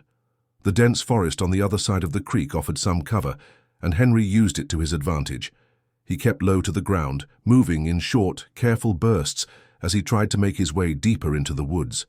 But his thoughts were on Ben. He had to find him, and he had to do it fast. Ben's heart pounded in his chest as he sprinted through the trees, the ground slippery with mud from the evening's rain. The sounds of the mercenaries' vehicles were now a distant memory, but he didn't feel safe. Not yet. His thoughts kept circling back to the conversation he'd overheard earlier, about Project Vanguard, about the genetic material they were after. The people chasing them didn't just want him for his family's money. They wanted something far more sinister. Ben had no idea how he fit into all this, but he couldn't deny the terror that was growing inside him. He knew they wouldn't stop until they got what they wanted, and the only way to stop it was to find out exactly what they were after, and why. He slowed as he approached the edge of the forest. The creek was in front of him now, its rushing, waters a blur in the moonlight. Ben glanced behind him, making sure the mercenaries hadn't caught up. He could still hear faint echoes, but they were far enough away that he had time to cross. Then he heard something that made his blood run cold. A voice, faint but distinct. "Ben," the voice called softly. "Ben, where are you?" It was his, Grandpa. Henry had found him. Ben's relief was short-lived. The sound of heavy breathing and footsteps on the ground came from behind him. He spun around just in time to see two mercenaries emerge from the trees, weapons drawn. "No!" Ben shouted, panic rising in his throat. He had no idea what to do, but the thought of being caught, of being dragged back to those SUVs, made his chest tighten with fear. He had to fight. He had to survive. The mercenaries grinned, their faces hidden behind masks, but Ben could see the predatory gleam in their eyes. One of them stepped forward, raising his gun. "I'll make this quick," the man said coldly. Ben's legs shook with fear, but something inside him snapped. He wasn't going to let them take him. Not without a fight. Henry was just behind the trees when he heard Ben's voice, loud and clear, full of terror. Without thinking, Henry burst through the bushes, his heart hammering in his chest. The sight that met him froze him in place. Ben was surrounded by two mercenaries, one holding a gun aimed at him.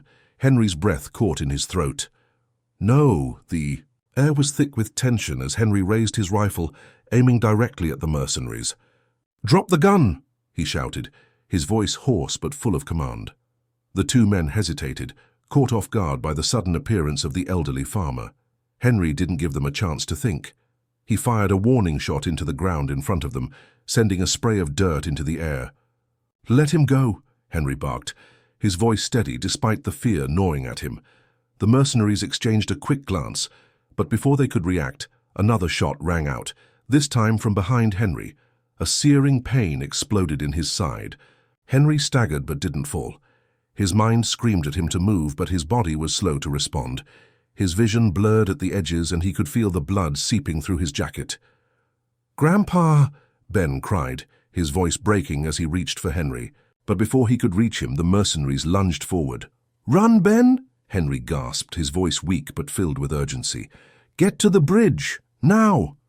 Ben's heart shattered as he looked at his grandfather, but there was no time to hesitate. He grabbed Henry's arm and pulled him toward the creek, hoping against hope they would make it. Henry's vision swam in and out of focus as Ben dragged him through the thick underbrush.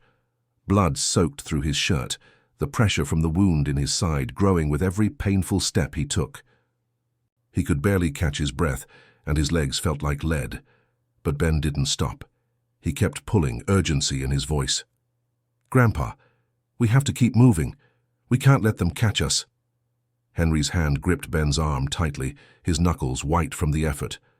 "I'm not going anywhere," he muttered, his voice strained. "Unless you make it out, get to the bridge. You can make it." Ben's face twisted in frustration. "No, I'm not leaving you behind. We're in this together." Every time. Henry tried to focus on his surroundings. The world around him felt more and more distant. The forest, the creek, the crackle of leaves beneath their feet. They all blurred together into a haze of noise and pain. He could hear the mercenaries' voices now, growing closer. Ben glanced back over his shoulder, his heart hammering in his chest. The trees behind them seemed to be alive with shadows, their presence closing in faster than he'd hoped. He needed to make a decision, and fast. "Ben." Henry's voice was weak. "You have to listen to me. They won't stop. You're the only one who can stop them." The words hit Ben like a cold bucket of water. He wasn't ready for this responsibility. He was just a kid caught up in a web of danger he didn't understand. But now, more than ever, he had no choice. He turned to look at his grandfather, his expression pained but determined. "I'm not going to let them hurt you, Grandpa, I promise." With a deep breath, Ben took hold of Henry and helped him limp toward the bridge. Each step was a struggle, but Ben pushed through, fueled by the need to get his grandfather to safety. By the time they reached the bridge, Henry could barely stand. His side throbbed with every breath, but he refused to let go of Ben's hand. He couldn't afford to slow him down. They had come so far, but the mercenaries were closing in, and there was no place left to hide. They reached the bridge and stopped. Ben looked across the wide creek, his mind racing. The other side of the bridge was just as dense with trees, and there was no sign of an easy escape route. The water beneath the bridge surged with the current, rushing toward the distant shore. But it was too far to swim. Ben's heart raced. He glanced at Henry, then back at the mercenaries who were nearing them quickly. He had no time to think. "Grandpa," Ben said urgently, "I have to get you to the other side. Do you think you can make it?" Henry gritted his teeth. "We don't have a choice, just go." But before they could make a move, they heard the unmistakable sound of boots on the bridge behind them. The mercenaries had caught up. Ben spun around, his heart sinking, when he saw one of the men from the black SUVs step onto the bridge. He was holding a gun, his eyes cold and calculating. "We've got you now, kid," the mercenary said, his voice low and threatening. "You're not going anywhere." Ben took a step back, instinctively pulling Henry behind him. "Stay away from us!" Ben shouted, his voice shaking but defiant. The mercenary raised his weapon, aiming it directly at Ben. The tension in the air was so thick it felt like it could snap at any moment. Just as the mercenary was about to pull the trigger, a loud crack of thunder echoed through the forest. Lightning split the sky and the world seemed to tilt on its axis. And then, as if by divine intervention, a dark figure appeared at the far side of the bridge. The mercenary hesitated, momentarily distracted by the sudden arrival. Ben couldn't believe his eyes. The figure was none other than Charlie, the old neighbor who had lived down the road from the farm for years. The man who Henry had always spoken highly of, the one who had a reputation for being tough as nails. "Get away from them," Charlie shouted, his voice steady and commanding. He was holding a rifle, his eyes narrowing as he sized up the mercenary. "You don't want to do this." The mercenary looked at Charlie, then back at Ben and Henry. His gun wavered in his hands as he weighed his options. But before he could make a decision, Charlie fired a warning shot into the air. The mercenary flinched and immediately dropped the gun, his hands raised in surrender. "So you don't understand," he said, backing away. "We were just doing our job. The CEO wants the kid." "Not happening," Charlie said coldly, his voice like steel. He stepped forward, his rifle still trained on the man. "Get out of here, you don't belong in these woods." The mercenary hesitated for a moment longer before turning and fleeing into the forest, disappearing into the shadows. Ben's heart was still racing, but a surge of relief washed over him as the danger passed, at least for now. He looked up at Charlie, his eyes wide with gratitude. "You saved us." Charlie nodded, lowering the rifle. "I didn't save you yet. We need to move, and fast. Those men will be back, and they won't stop until they get what they want." Henry was barely conscious now, slumped against the side of the bridge, his face pale from the blood loss. "Charlie," he murmured, his voice faint. What are you doing here?" Charlie knelt down beside Henry, assessing his condition quickly. "I heard the shots. I wasn't going to let you face this alone. We've got to get you somewhere safe, Henry." Ben helped Henry to his feet, his eyes fixed on the woods ahead. "Where do we go now?" Ben asked, his voice low. Charlie stood and gestured toward the trees. "There's a cabin a few miles north. We'll hide there until we figure out our next move, but we need to move quickly. There are more coming." As the three of them made their way through the woods, Ben's mind raced. Who was this CEO? And why did they want him so badly? What had his family gotten involved in? And most importantly, would they ever be safe again? The dense trees seemed to swallow them whole as they trudged through the woods. The only sound was the crunch of twigs underfoot and the distant rush of the creek they had crossed earlier. Every now and then, Ben would glance nervously behind them, half expecting to see the black SUVs barreling through the forest, but so far, the night had been eerily quiet. Still, he knew better than to relax. It was only a matter of time before the mercenaries, or worse, caught up with them.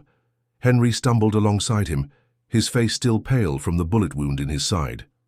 His breath came in shallow bursts, but he refused to let Ben take the brunt of the weight. Despite the pain, he remained determined to stay upright.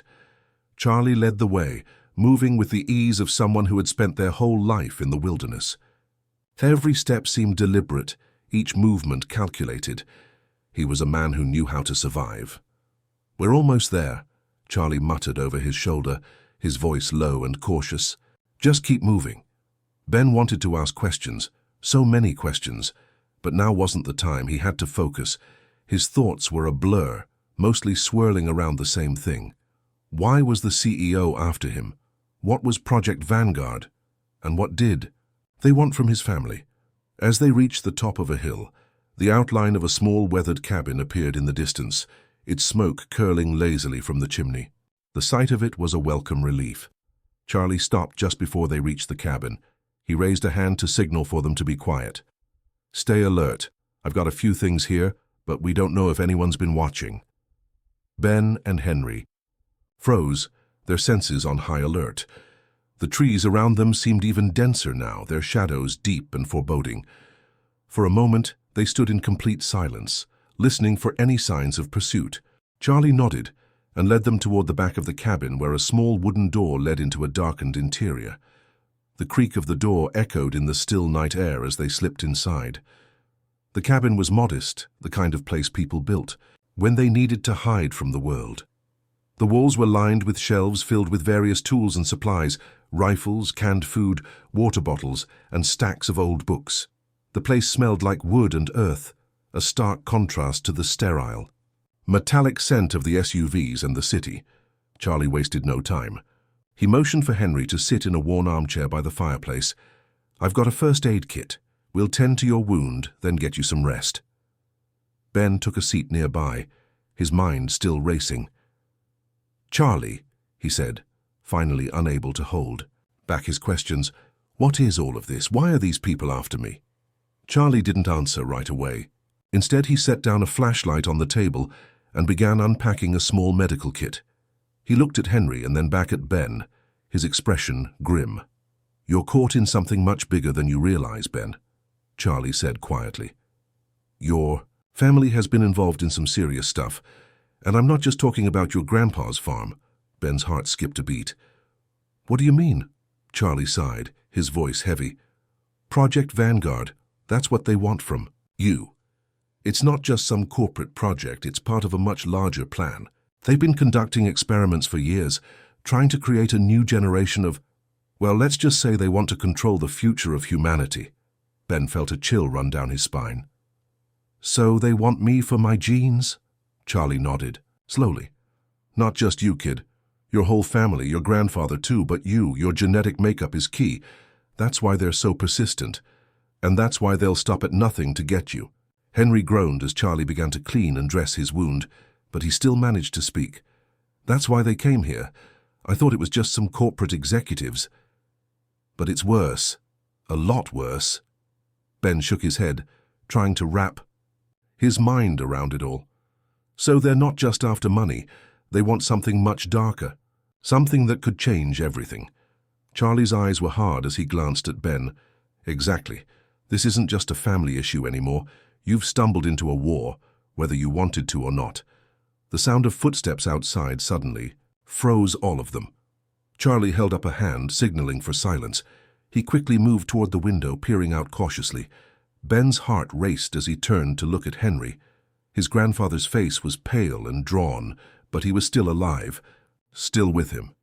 And Ben wasn't going to let that change. Charlie's eyes narrowed as he scanned the darkness outside. Damn it, we're not alone. Before Ben could ask, there was a loud thud at the door. The cabin seemed to shake as the force of the knock echoed through the room. Open up, Charlie. A voice called from outside. We know you're in there. Don't make this harder than it has to be. Charlie turned toward the door, his expression unreadable. He reached for his rifle, his fingers steady as he checked the chamber.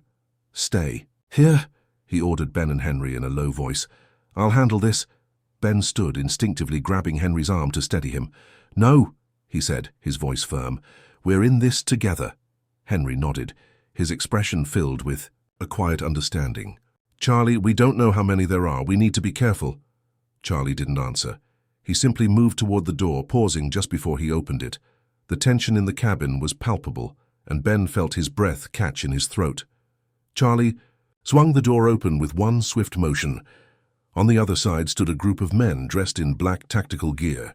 The leader, a tall man with a scar running down his cheek, stepped forward, his eyes locking onto Charlie.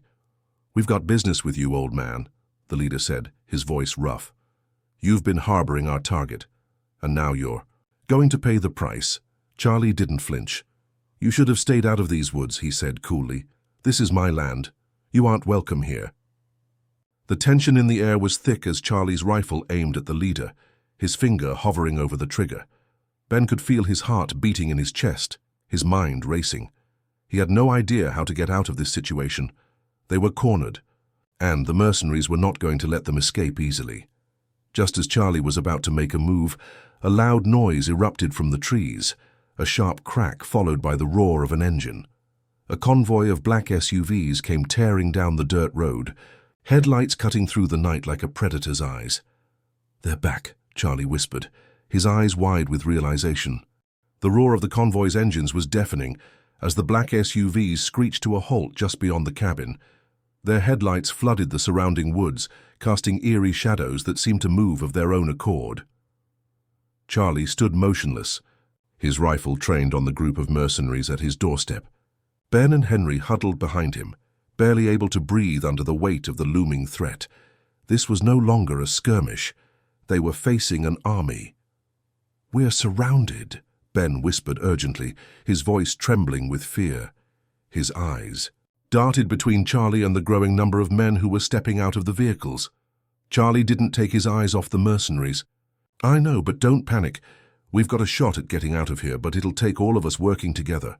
The leader of the mercenaries, the one with the scar down his cheek, stepped forward, holding up a hand to signal his men to hold their position. His eyes locked onto Charlie, cold and calculating. You really think you can stand against all of us? The man asked, his voice a low growl. You've made a mistake, old man. Charlie's grip on the rifle tightened, his stance firm. You're the ones who made the mistake, he said, his voice steady. So you're not taking them, not today. Ben's mind raced. They were outnumbered, outgunned, and completely exposed. There was no way they could fight their way out of this, but there had to be another way. There always was. His eyes flicked. toward the dense forest behind them.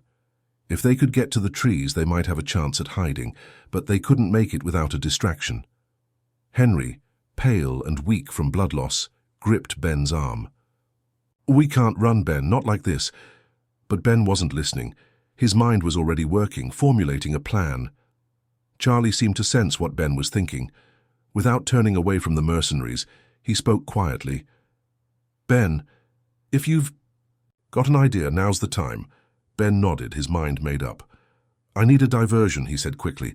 "Can you cover me for a second?" Charlie's eyes flicked to Ben, a quick assessment of the situation. Then, to Ben's surprise, Charlie smiled grimly. "You've got one shot. Make it count." Without waiting for another word, Ben bolted. He ran for the woods, ignoring the pounding of his heart in his chest. He could hear Charlie shouting, his rifle firing once, twice, each shot a warning to the mercenaries to keep their distance. Ben's feet barely touched the ground as he raced toward the trees. His breath came in ragged gasps, and his pulse thrummed in his ears. He could hear the mercenaries yelling behind him, but he didn't dare look back. He had to keep moving. He had to stay ahead. As he plunged into the underbrush, Ben barely registered the noise behind him, the sound of the mercenaries charging after him, the screech of a vehicle engine starting up again. His eyes scanned the trees, looking for anything that could help him. And then he saw it, a thick rope hanging from a low branch. It looked sturdy enough to hold his weight. Without thinking twice, Ben grabbed the rope and swung himself up into the tree. His legs burned as he climbed higher, pushing through the pain and fear. The trees were dense here, and the shadows they cast were deep enough to hide him from the mercenaries below. He found a perch high in the tree, out of sight, and held his breath, listening to the sounds below. His heart hammered in his chest. As the mercenaries began to search the woods, he could hear their boots crunching the leaves, their voices low and threatening as they called out to each other. Ben stayed perfectly still, hoping they wouldn't find him. Back at the cabin, the situation was growing more desperate. Charlie was firing back at the mercenaries, trying to keep them at bay, but their numbers were overwhelming. Each shot he fired was answered with return fire. Henry, weakened from the wound, crouched behind the door, his face grim. Charlie called out, his voice steady despite the chaos around him. "I've got the front covered, but we don't have much time." "Ben, where the hell are you?" Ben heard Charlie's voice faintly through the trees, and it gave him the push he needed. He had to do this. He had to buy them more time. He looked down at the mercenaries below. They were focused on the cabin, and some of them had begun to fan out in search of him. The leader with the scar was barking orders, his voice growing more impatient. Ben's heart raced, but he knew he couldn't hesitate. He grabbed a small rock from the ground and threw it as far as he could, aiming for the opposite side of the woods. The sound of the rock hitting the ground echoed through the trees, and almost instantly the mercenaries shifted direction, running toward the noise. Ben held his breath, praying they wouldn't circle back too soon. After a few agonizing moments, he slowly began to make his way down the tree. His feet barely made a sound as he landed, crouching low to the ground. He could hear the mercenaries shouting to each other, and he knew he had to act fast. Ben moved, swiftly, staying low and using the shadows to cover his movements. He headed back toward the cabin where Charlie was still holding the line. He was almost there when a gunshot rang out, a sharp, deafening crack that echoed through the woods. Ben froze. Had Charlie been hit? With a rush of adrenaline, Ben pushed forward, his feet pounding the dirt as he ran toward the cabin. As he neared the clearing, he saw Charlie emerge from behind the cabin, his rifle raised and aimed at the mercenaries who were closing in. Charlie glanced up and saw Ben running toward him. "Ben, get down!" But it was too late. The mercenaries saw Ben too. The gunshot that rang out felt like it pierced the very air around Ben. His heart raced as he pushed his body harder, legs burning, trying to reach Charlie and Henry before the mercenaries could reach them. His mind was a blur. He didn't have a plan anymore. All he could think about was getting back to the cabin, getting to safety, getting them out of this. He barely registered the thunderous footsteps of the mercenaries closing in, their voices shouting orders to one another. The woods, once so full of life, now felt like a death trap. Ben could feel the tension building, the air thick with the impending violence. As he neared the cabin, he saw Charlie emerge from behind the door, gun raised. His grizzled face was set in a fierce expression, his eyes locked on the men approaching. "Ben!" Charlie shouted, his voice filled with urgency. "Get down!" Ben didn't hesitate. He dove behind a large boulder just outside the cabin, heart pounding in his chest. The sound of gunfire erupted around them, sending dust and debris flying.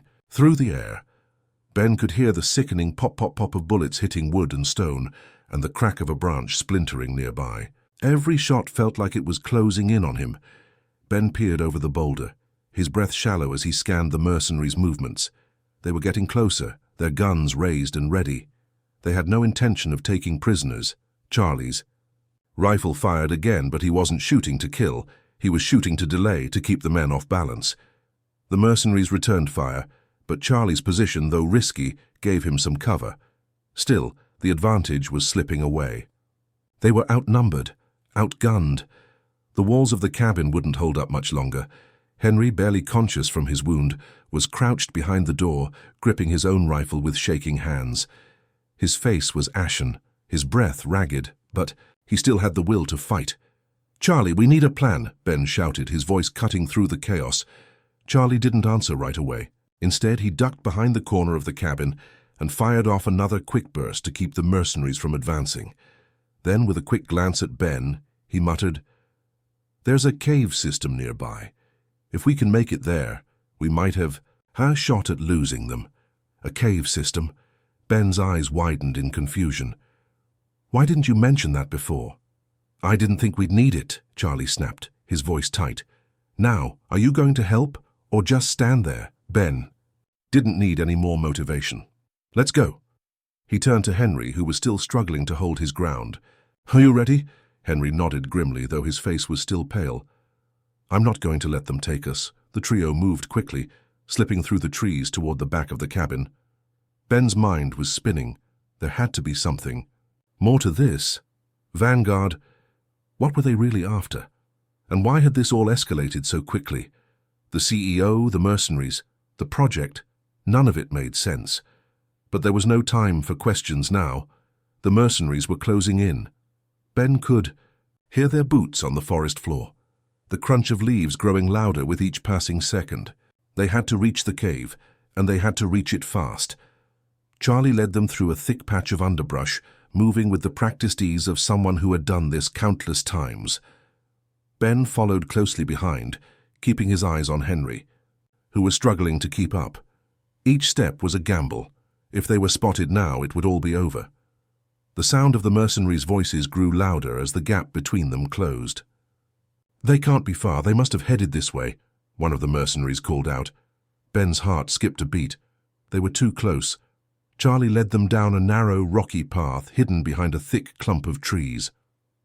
At the end of the Kia path, nestled at the base of a large boulder, was a small opening in the ground, just big enough for them to squeeze through. "This is it," Charlie said, his voice low. "We'll be safe down there for a while at least." Without waiting for a response, Charlie led the way into the narrow passage. Ben followed closely, helping Henry navigate the rough terrain.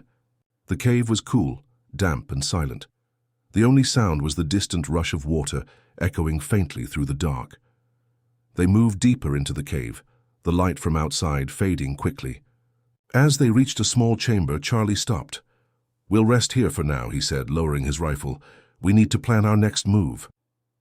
Ben collapsed against the stone wall, his breath heavy, his mind still racing. The fight was far from over. They had evaded the mercenaries for now, but it wouldn't be long before they were back on their trail. "Charlie," Ben said, his voice quieter now, "what exactly is Vanguard? What's the CEO involved in?" Charlie took a deep breath, his face shadowed in the dim light. "It's bigger than you think, Ben. They've been experimenting for years trying to create a new breed of humans, stronger, faster, more adaptable. And your family, you've got something they want, something in your blood." Ben's heart sank. "My blood? What are you talking about?" Charlie's gaze flickered to Henry, who was sitting against the wall, barely conscious. "Your family's genetic makeup is key. Your grandfather didn't just run a farm, Ben. He was involved in something far darker. The experiments, your mother, your father, even you, they're all part of it. Ben's mind reeled. He couldn't make sense of it. His family was just ordinary. They weren't involved in experiments, in genetic manipulation. Charlie leaned forward, his voice low. It's all connected, Ben. Your grandfather was a part of Vanguard, and now they want to finish what they started. They'll stop at nothing to get you, to get what's inside you. Ben felt the weight of Charlie's words settle over him. They were trapped in the middle of a war they didn't even understand, and the only way out was to keep running, keep fighting. Outside, the mercenaries were regrouping. The hunt was far from over, and Ben knew deep down that the worst was yet to come. The cave felt like a tomb, the cold stone walls pressing in on them as Ben, Charlie, and Henry huddled together in the dim light. The rush of water echoed from deeper in the cave, but there was no peace in it. Only the heavy weight of what they were about to face. Ben's mind was still reeling from the revelation about his family's involvement in Vanguard. He couldn't believe it. His grandfather, the man who had taught him how to plow fields and tend to crops, was part of some dark experiment. It didn't make sense. Charlie had explained the basics of Vanguard, a shadowy project that had been experimenting on human genetics for years. Ben's family wasn't just farmers. They were a piece of something much bigger, much more dangerous, and now the mercenaries were closing in. They were getting closer by the minute. Ben could feel the heat of their pursuit. They weren't just after them. They were after something far more valuable, Ben himself. "We don't have much time," Charlie said, his voice a low murmur. "We have to act before they find us. Vanguard will stop at nothing." Ben looked at Henry, his uncle's face pale and drawn. "We can't run forever," he said, his voice thick with worry. "If they catch us, we won't let them." Charlie interrupted, cutting Ben off. "But we need a plan. We can't fight them head on. There are too many of them." Ben took a deep breath, his thoughts churning. He had been thinking about Charlie's words, about his family's connection to Vanguard. It felt like a weight pressing down on him, but there was something inside him, a spark of defiance that refused to let him give up. There had to be a way to turn the tide. There had to be a way to fight back. As if on cue, the sound of footsteps reached them, heavy, purposeful steps, the kind that could only belong to mercenaries closing in. They were so close now, their voices faintly echoing from the entrance of the cave. "Charlie," Ben whispered urgently, his heart pounding in his chest, "do you have a plan? A way to take them down?" Charlie's expression was grim, but his eyes were steely with determination. "I've been thinking. There's a small exit on the other side of the cave. If we can get there without being seen, we might have a chance, but we'll have to move quickly." Ben nodded, but a sinking feeling settled in his gut. "What about the mercenaries?" Charlie didn't flinch. "They'll have to be distracted. I've got something in mind." The sound of footsteps grew louder, closer. It was now or never. They couldn't wait any longer. Charlie gave Ben a sharp nod, signaling that it was time to move. They crept through the cave, the shadows of their movements blending with the darkness. Charlie led the way, moving with the stealth of someone who had spent a lifetime in situations like this. Ben followed closely behind, with Henry limping, along, his face etched with pain. They didn't stop to rest, didn't dare make a sound. The air was thick with tension. Ben's mind raced, trying to piece together the puzzle of Vanguard. What was their ultimate goal? Why were they after him? Was it just his family's genetics, or was there something more, something bigger than any of them could understand? They reached the other side of the cave, and Charlie motioned for them to stop. He crouched down, pulling a small device from his pack. It was a small handheld gadget, no bigger than a walkie-talkie with a blinking red light. "This is what we're going to use to throw them off," Charlie said, his voice low but steady. "Once I activate it, it'll create a signal that will scramble their communications. They won't be able to coordinate for a few minutes. It's our best shot." Ben swallowed hard. "What if it doesn't work?" Charlie's lips twitched into a half smile. "Then we die trying." With that, Charlie pressed a button on the device. The red light turned green and a faint buzzing sound filled the air. For a moment, everything was silent. Then, as if on cue, a distant shout echoed through the cave. "Where'd they go?" Ben held his breath, his heart pounding. The mercenaries were confused. They didn't know where to look. "That's our opening," Charlie said. "Move." They sprinted toward the exit, the sounds of the mercenaries' frantic search growing more distant as they pushed forward. The cave walls seemed to close in on them, but they didn't dare slow down. Every second counted. As they neared the mouth of the cave, Ben could see the faint glow of moonlight cutting through the trees. They were so close, just a little further, and they would be free. But then, a sudden, blinding light pierced the darkness. A spotlight. The mercenaries had found them. Ben froze, panic surging through him. "They're here!" Charlie didn't hesitate. He grabbed Ben's arm and yanked him forward. "Keep running!" They burst out of the cave and into the open, but the mercenaries were already there, their vehicles parked in a half-circle around the cave entrance.